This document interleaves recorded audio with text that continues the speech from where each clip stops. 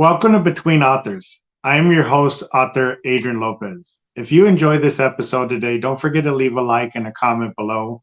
And don't forget to subscribe to the channel and hit the notifications so you don't miss all the amazing authors coming up. What is it that excites us as a reader? It's finding that author or book that you may never have heard of, sort of like the treasure hunt for a reader. The goal from my podcast is to bring to you those authors or books that you may never have found, but may be the treasure you've been searching for all along. Today on the show for episode 21, I have author and publisher Ian Gouge. We're going to go over a little bit about himself, what he's published, what he's working on, and maybe what his plans are for the future. Welcome to the show, Ian. Hi, Adrian. Nice to be here. Great. It's great having you today. Why don't you give a little introduction to yourself to the viewers? Okay. I live in the UK. I've been writing since I was 5 years old, which is more years than I probably care to count. And I can remember the very first story I wrote as a 5-year-old. It was a story about a little boy who was traveling in space on a rocket, and there were pictures and things. And I think that's what got me started. And I've been writing ever since. Particularly prolific in the last 7 or 8 years, I guess. But novels and poetry, that's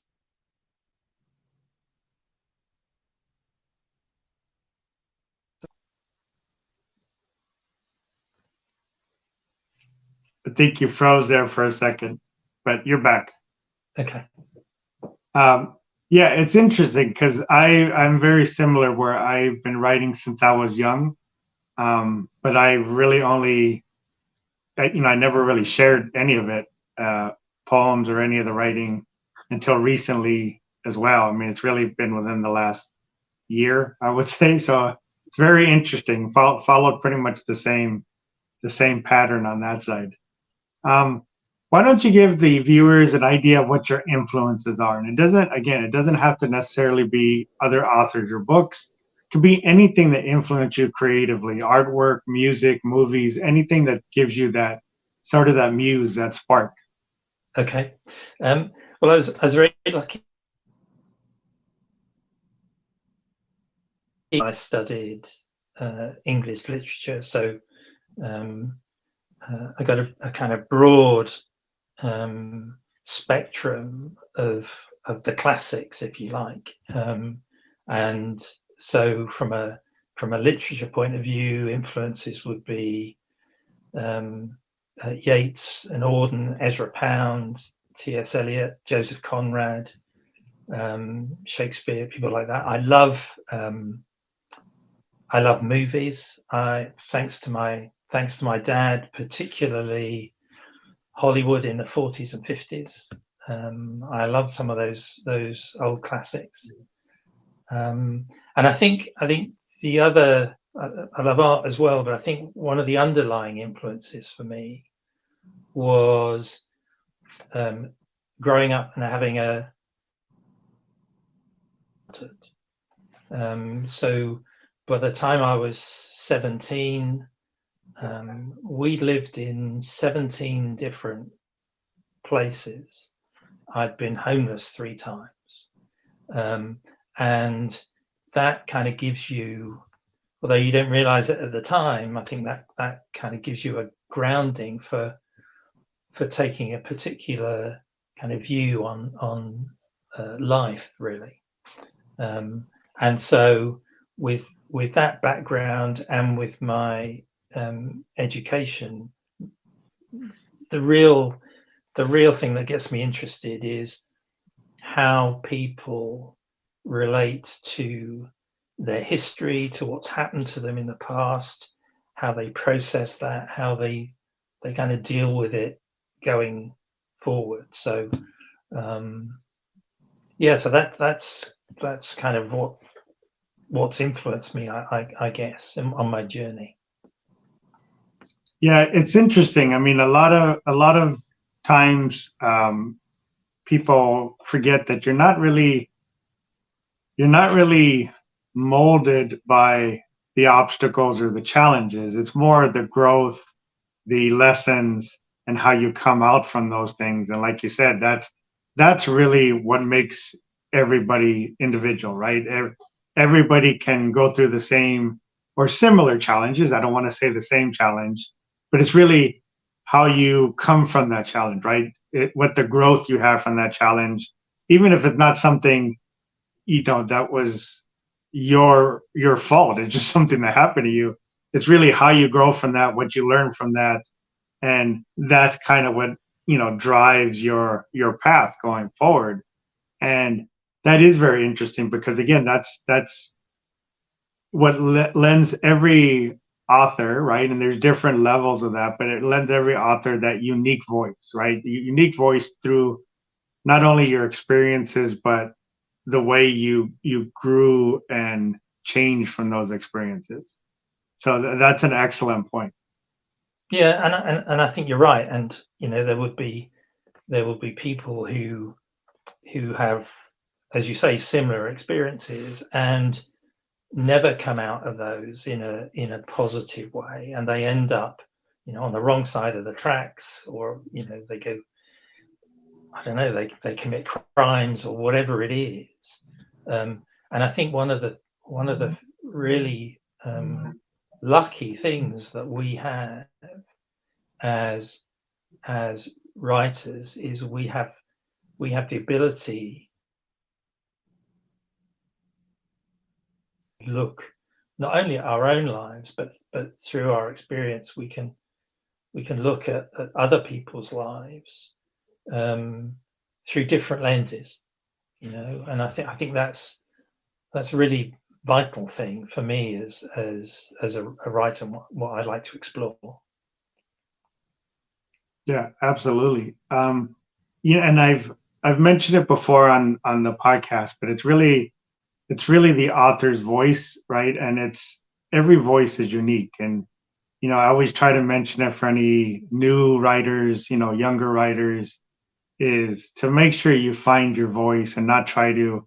You can emulate, somebody that you admire or somebody's work you love, but if you try to just duplicate it, then it's not really your voice. It's not genuine, right? And that genuine voice is really what the readers will connect with when it's really coming from you. It's your voice. It's your voice with your experiences, with your challenges, with your knowledge of certain situations that makes it unique, right? And that's the connection you'll have with readers that may understand some of those experiences, may have had some of the similar ones, or had some of the similar growth, right? So it's always I bring it up a lot, but it's always because I really feel like it's an important thing to know your voice, right? And there will always be an audience for your voice.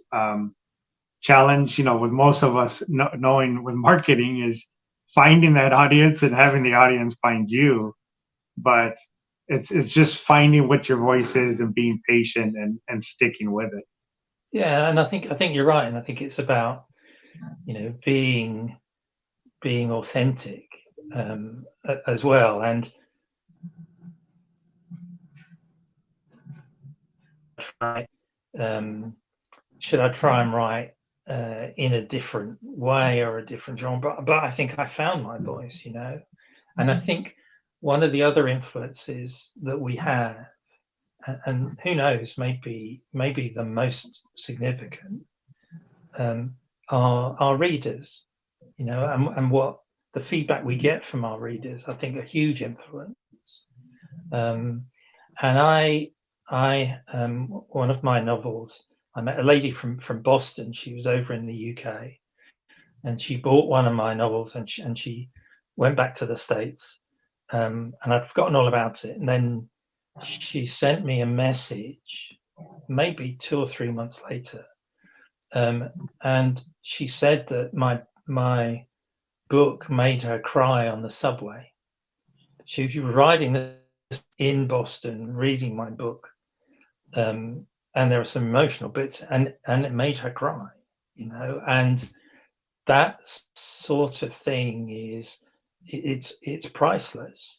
And it's a real validation to your point about, you're doing something right. There is something in your voice that is connecting with people and they're getting something out of it. Yeah, and it was interesting on an earlier episode of the podcast. There's a lot of authors, and I'm sure you probably had the same experience, but there's a lot of authors that, as we discuss it, you have a story plot in mind, right? You have, whether you outline it or plot it out, you have an idea of what your story is. And so many times as you write it, that story changes, right? And the final is always sometimes so completely different from what you started with, right? And there's characters that pop in that were just supposed to be a one-time character that wind up being a major character, right? And I think, as I've been thinking about it, I really think it kind of mirrors life in general, right? Because as you're writing the story and as you're going through the story, your characters are having experiences that they grow from, right? They change, they grow, and they adjust. And then, just like in real life, somebody's going to come into your life for good or for worse, right? And again, you have experiences that you're either going to grow from or maybe it reinforces. And I think that's why a lot of times the story kind of takes its own path, is because your characters are experiencing, just like regular life, that growth and that change as you go through the storyline. Yeah, and I think about writing fiction is that you give life to these characters and they can surprise you. I mean, clearly you are writing it, so it's coming out of your head, but sometimes they will do something or say something that takes you by surprise.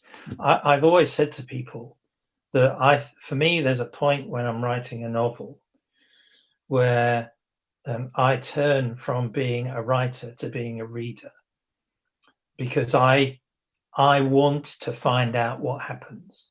Yeah. So I'm writing a story, and then I'm so invested in the people and the plot. I get to a point where I simply have to finish, because as a reader, I need to know what happens to these people. And that is, it normally happens about 3/4 of the way through, and that is a wonderful moment. Mm-hmm.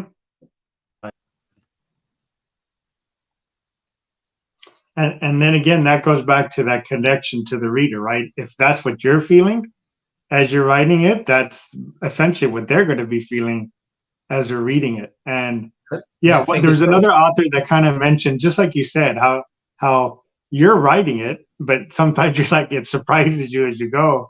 And one writer mentioned it as like, it changes from you being the writer almost to you taking dictation sometimes, right?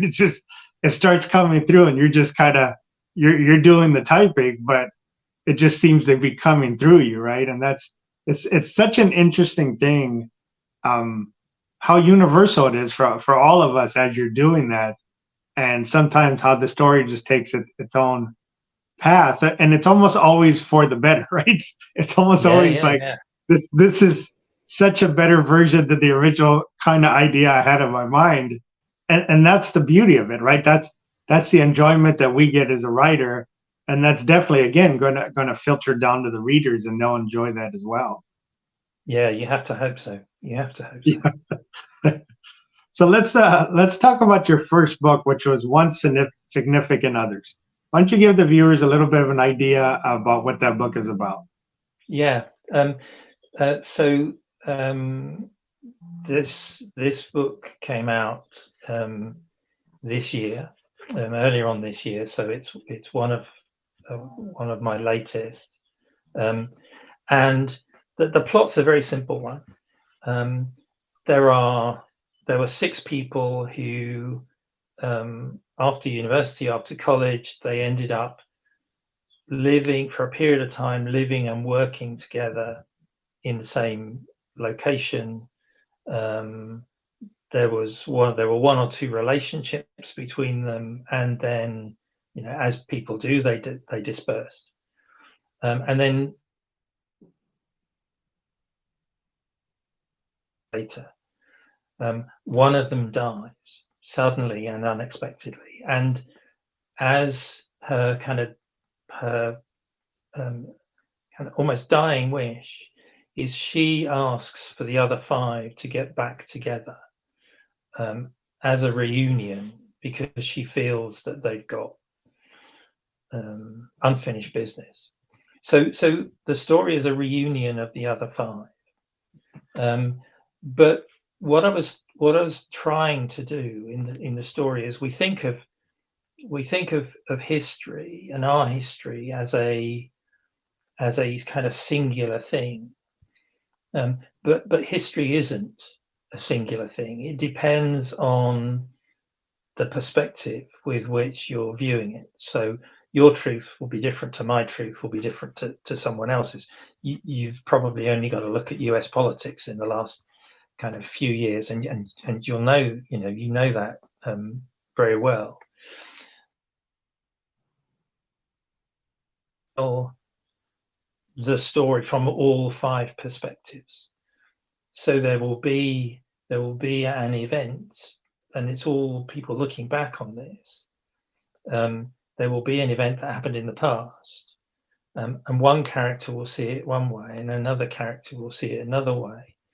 And so I'm trying to give the reader all sides of the event and let them make up their mind where the truth lies, because very often novels are told from a single perspective. Yeah. And life really isn't like that. And so that's what I've tried to do in One Significant Other. So it's a relatively simple concept from a narrative point of view, but with this kind of twist of having these multiple perspectives on the same thing. Did you go through or in the book, do you go through, I know you already have multiple point of views, but do you go through where you're switching point of views, or do you try to go through a point of view and then switch to another point of view, or are you doing kind of, mix in between points of view? Yeah, so it starts that it's split into 4 sections. The first section, the 5 characters are arriving for the reunion, and so you get their individual perspectives of what they're thinking and what they're expecting. Then there's a second section where they go walking as a group, but I look at pairs of interactions on the walk. So Alan and Simon will walk together for a while, and they'll talk, and 2 of the other characters will. And then the largest part of the book is the third section, which is set at a meal at which they're all present, and that is mainly dialogue, and it's where they interact in real time and challenge each other as a group in real time. And then the final section is, they're leaving, and you go back to the single point. Okay. So do you have a favorite scene in this book? Yeah, I think my favorite scene is probably the meal, because it was the most challenging to write. With 5 people in dialogue over dinner. It goes on for, I don't know, 50 or 60 pages or something. So it's a significant piece of work. So it was challenging from the point of view of crafting it, but also keeping the momentum, keeping it realistic, and getting the voices of all of the characters and keeping them authentic. So I think that was probably my favorite, but it was also the most challenging. Would you say that was also the hardest then, or is there another scene that maybe was considered harder? No, I think that was the hardest. It was when I was writing from the individual perspective, because we kind of do that most of the time, and so those were laying the groundwork. But then when it came to the big meal, you had to be true to all of those to all that kind of the groundwork that you laid for the character. So if one of the characters is very kind of self-conscious and a bit pompous and self-assured, it's easy to put that down when you're just talking from their perspective. But to carry it forward when they're in the context of for other people, that could be quite challenging. So that was the scene for me. Yeah, did you find yourself using any specific I don't want to say tricks, but any different techniques? Because basically you're having to hop into different mindsets as you're going to these different characters in this conversation, right? Some may be agitated, some may be defensive. And did you find yourself using any specific kind of process or techniques to be able to work through that, or did you wind up just kind of giving yourself a break in between to get into that?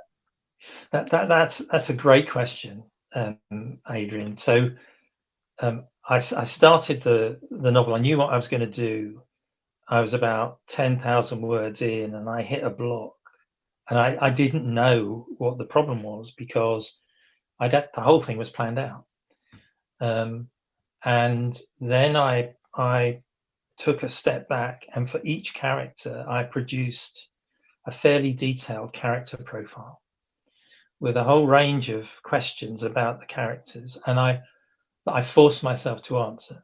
And one of them was, what was their childhood like? And I thought, well, although it was my template that I designed, I thought, well, what's the point? Because it's never going to come up. But I forced myself to answer the question. And then when we're moments where one of the characters said something, and because they'd said it and the way that they said it, it actually made the other character's childhood relevant. And so because I'd done that work around the profile, I knew how they would respond. So I'd done these 10,000 words, and the reason I got stuck was because I didn't know my characters well enough. And I did these profiles, and then it suddenly made all of that interaction so much more straightforward. She would say that because she had that kind of childhood. He would respond in that way because he had a different experience. So that was a tip, I think, and I don't think I'd write a novel now without doing those character profiles. You have to know your people. Yeah, and it goes back to our point of your experiences and the growth from that, and exactly that's where it came in, right? Like you said, they responded because of what they had gone through, yeah, and what they experienced. The other one said it for the same reason.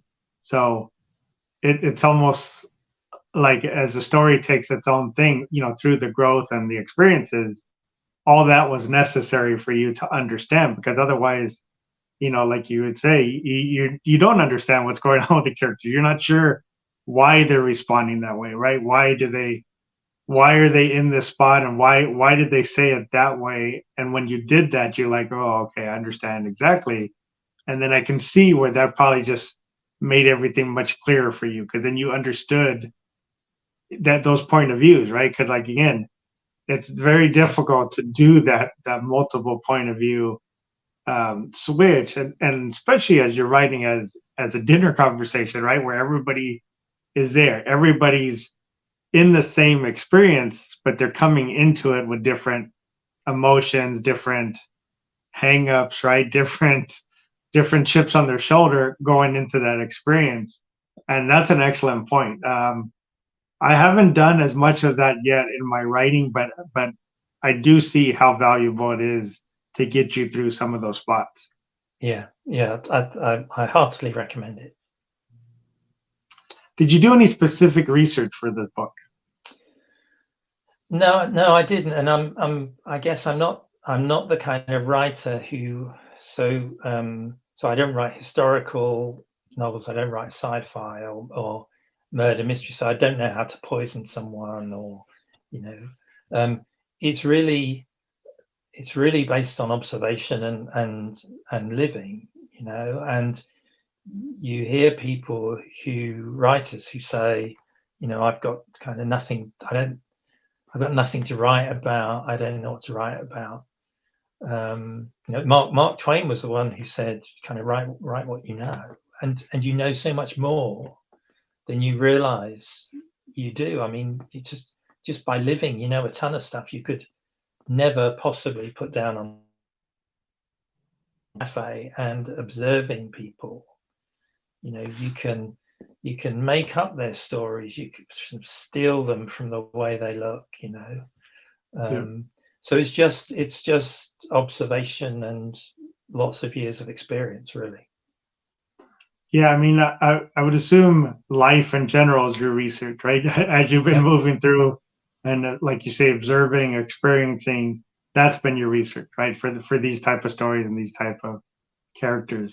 I mean, Absolutely. research, I you know, I kind of always look at it as kind of like the condiment, right, or the seasoning for a recipe, right? You have the foundation, and the research is just that little extra touch, right? That little extra touch, because if you're trying, you know, and it's much more important probably if you're doing a sci-fi or something like that.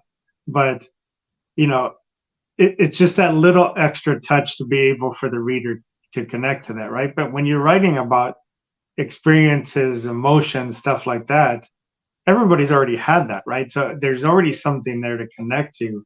You don't need to research how somebody reacts to this, right? You don't need to research how somebody would respond to this, because again, you have those experiences that, you know, as you move through life, that you kind of just have seen or learned. Yeah, and it can be, you can put kind of little nuggets in that you might need to research. So if you I don't know, if you set a story in 2018, for example, and you have characters having a conversation, it's entirely possible that one of them might make a reference to a movie they've seen, or who won the Oscars, or who won the Super Bowl, or something like that. And so there might be this very kind of high level research, so that you know it was the 49ers or whoever it was who won it that year, so that if the opportunity arises, you know, it's a small thing, it slips into the conversation, it just again gives it that degree of authenticity. Yep, absolutely. Um, let's talk about your next book. I don't know if this book was before or after One Significant Others, but Tilt. Why don't you give the viewers, you know, an idea of what that book's about? Yeah, so it's another recent one. It's my most recent. One Significant Others took probably about 3 years to write, and Tilt much shorter. Um, and the premise is unconnected people, but people who have who are going through similar things in their life. So that the narrative is relatively simple. A train pulls into a station in London, and there are four characters in one of the carriages, and some 5 hours later, and they don't know each other. 5 hours later, they happen the same train going out of London, and so the story is effectively four stories about those characters and what they do in their 5 hours when they're in London. They all have meetings. They all have things that they're aspiring to. They have challenges to overcome, or conflicts. They're very different, um, and so it was an attempt to look at a situation where you had these unconnected people brought together twice, if you like, the beginning and the end of their day, and their journey through these challenges. So, for example, the woman in the story, Imogen, is going for an interview, and the interview goes badly, and she spends a lot of her time thinking about why she's in the interview, her past, coming to that thing I said about people wrestling with their history and trying to map a better future. Meeting his estranged brother and sister. So there's a different sort of meeting there, a different sort of conflict. And they kind of crisscross over London. There are parts of London where at various times 2 or 3 of them will crisscross, but they get on the train at the end and they head north again, and they still don't know each other, and yet they've had these experiences. So that it's kind of almost 4 interwoven short stories, but they've got this kind of connection. Did you have a favorite scene? Similar question to the other book. Did you have a favorite scene? Or did you have a hard scene in this book? I had a favorite character, actually. So that there are 4 characters. Their names, the first letter of their names spell out Tilt. So there's a Toby, an Imogen, a Lawrence, and the last character is actually called Tilt. He's nom de plume. He's a playwright, and he meet his agent, and he was great because he was incredibly egocentric, very very boastful, full of self-importance, full of self-delusion, and he was great fun to write because that is a million miles from where I am as an individual. So he's really extrovert and all this kind of stuff. So it was tremendous fun writing him, because it felt a bit like playing sometimes. But for a similar reason, it was also very challenging, in that because I'm not like that, making him appear that way and that pompous, and that was he was great. He was great to write, actually. And the book where he gets knocked back by his agent, and there's a publisher he meets, and his last play is bombing, and they want to take it off the stage, and he's not used to failure, and so he comes out of this meeting and he's completely kind of shocked by this experience. He doesn't know how to handle it, and he's sitting in the cafe of the National Gallery in Trafalgar Square in London, and a lady comes up, recognizes him. A lady comes up to him and tells him how great she thinks his play was, the one that's just bombed and that they're going to take off. And that was I really enjoyed writing that scene. But the trick, and I hope I've pulled it off, is to kind of get the level of to pathos right, to not make him seem too kind of pathetic or needy, and to make that a realistic experience. Mm-hmm. So that was he. Tilt is the book, but Tilt the character, one of my favorites that I've ever come up with, probably. That sounds good. I know you have some other stuff that you published, some other works. Why don't you tell the viewers a little bit about those? Yeah, so I've, in addition to probably about 9 novels now, I've written several volumes of poetry too. Poetry was always my first love. I've written a little bit non-fiction.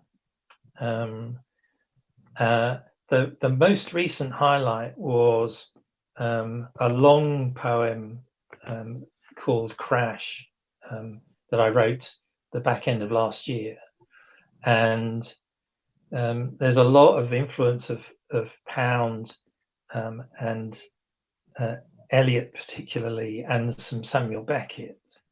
But in June this year, at a local a theatre festival where we used to live, I performed the poem as a monologue, and it took about just under 40 minutes to an audience, believe it or not, in a cellar. So it was kind of a narrow building, and I'd never acted before. So not only was this reading my work aloud, but I was doing it for nearly 3/4 of an hour and to an audience.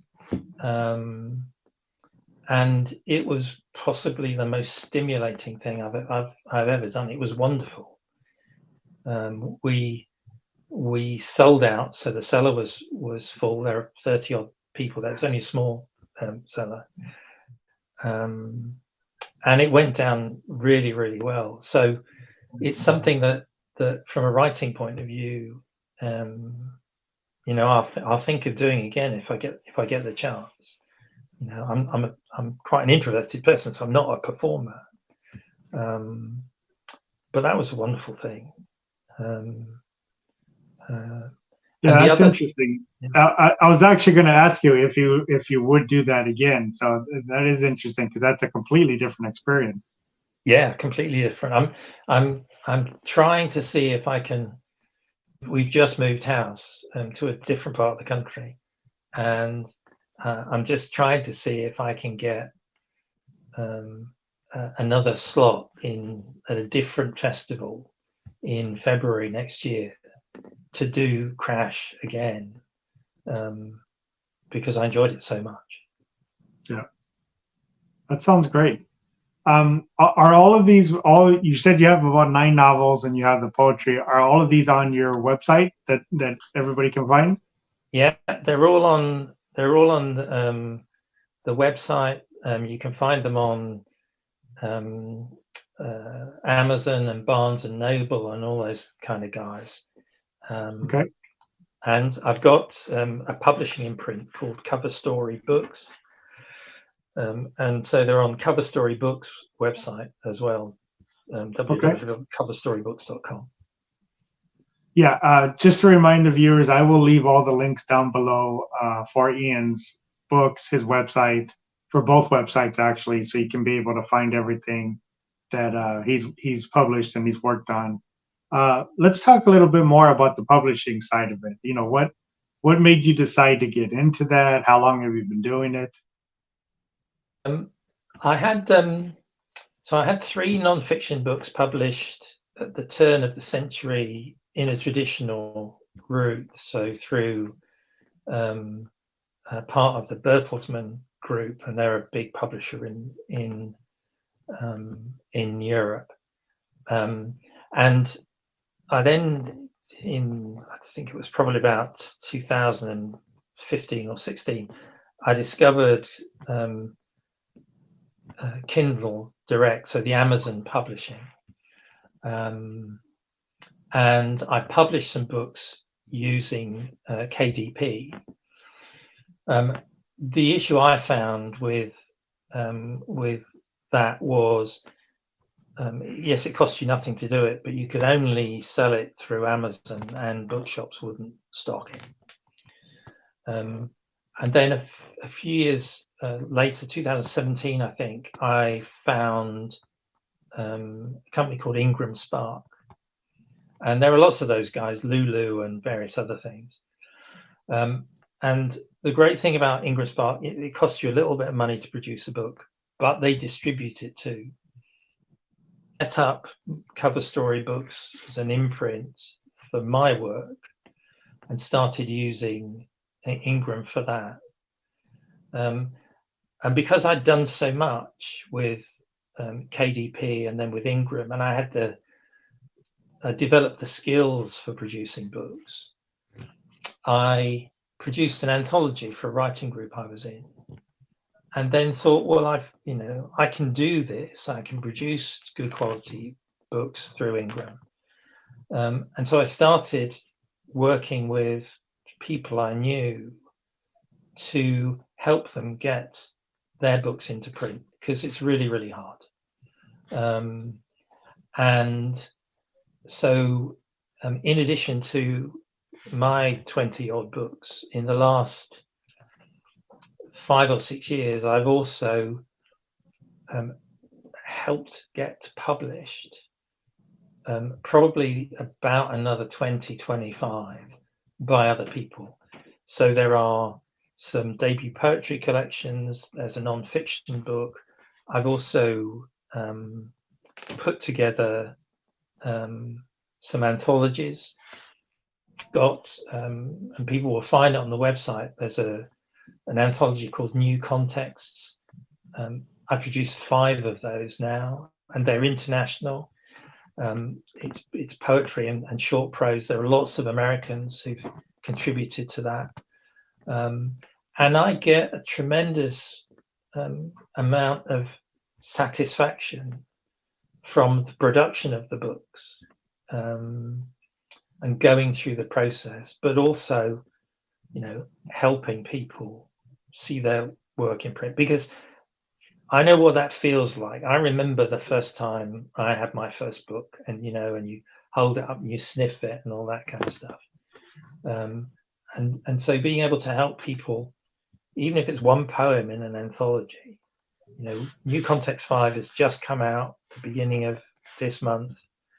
And I had feedback from people who are in it, and they love the books. I mean, they're nice quality, but they're really appreciative of being given the chance. So I do that. I run a couple of poetry groups. One is a monthly one, and we always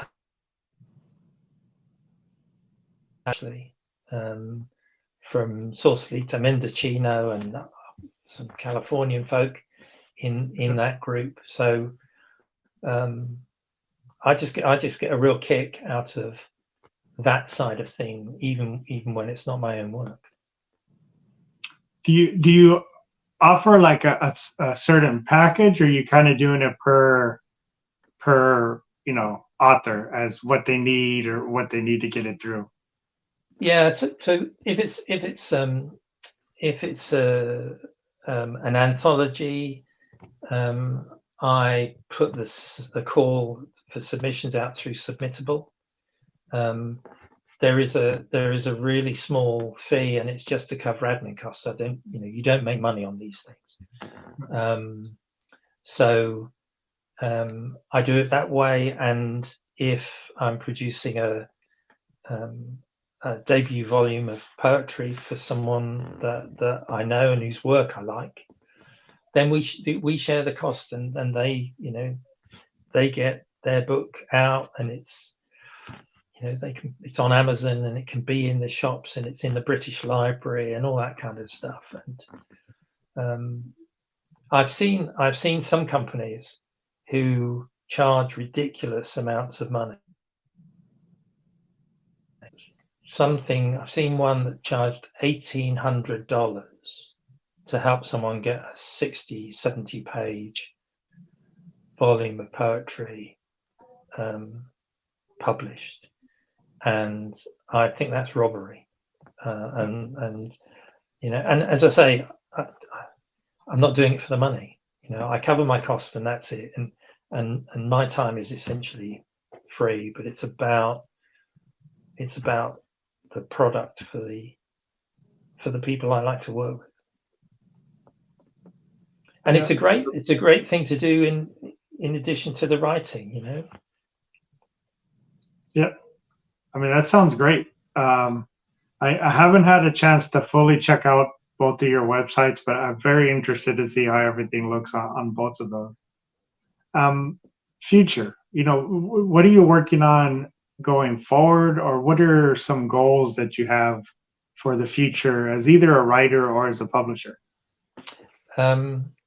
I guess in as a writer, never stop would be a goal. I've got a novel that's currently out, trying to find an agent. I've had some beta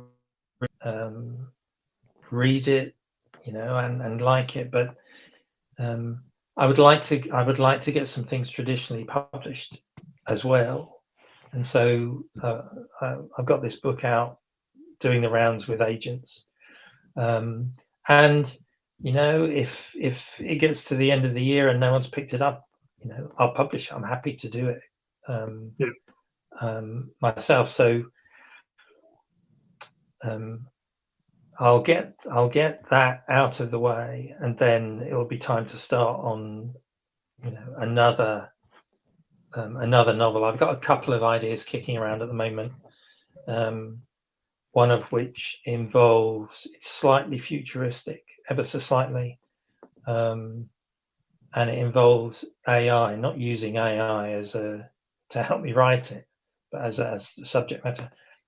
I don't know whether that will come to anything, and from a publishing point of view, just to keep going, more anthologies, and to try and help more people get their words out in front of others. Yeah, that sounds great. Again, I want to remind the viewers, I will leave all the links down below for Ian's works, for his websites, any socials that he has, so you'll be able to contact him. Don't forget to like this episode if you enjoyed it, and leave a comment for either Ian or myself if you have any questions or something you enjoyed about the video. And definitely, subscribe to the channel and hit the notifications so you don't miss all the amazing authors coming up. I really enjoyed today's chat, Ian. I'm really, happy that you were able to come on the show and discuss your works and what you're working on. Looking forward to see what you have coming out in the future, not only in your own writing, but what you help with the publishing. It is difficult for a lot of those that have never done it before and don't know where to start, don't know where to begin.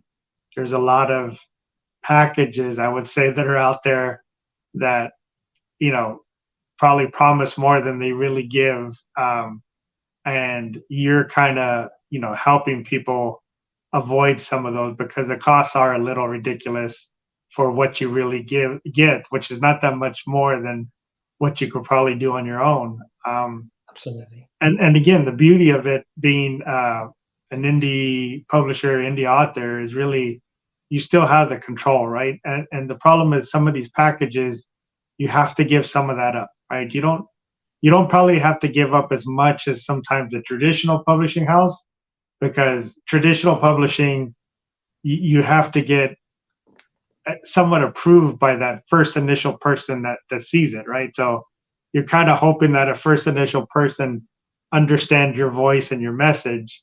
And sometimes you have to be very patient if you want to go that route, because it may take a while to find that person that understands what you're trying to do.